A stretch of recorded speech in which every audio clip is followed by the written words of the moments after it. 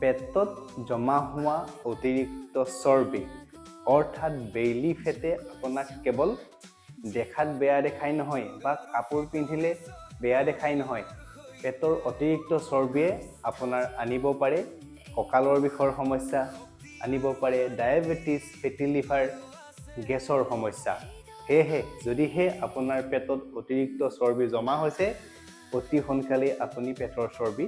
দূৰ কৰক দুটা ওয়াৰ্কআউট দেখুৱাম যি দুটা ওয়াৰ্কআউট কেৱল পেটৰ চৰ্বি নোহোৱা কৰিবৰ বাবে কৰা হয় দেৰি নকৰি ওয়াৰ্কআউটটো দেখুৱাই দিছো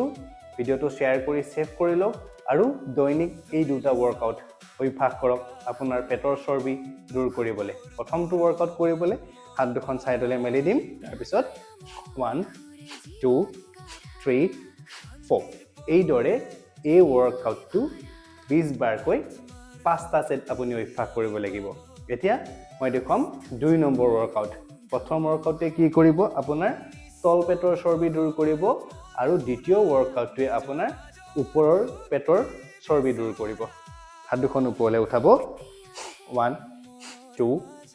3 4 এই দৰে এইটো ওয়াৰ্কআউটটো 20 বাৰকৈ 5টা সেট দৈনিক অভ্যাস কৰিব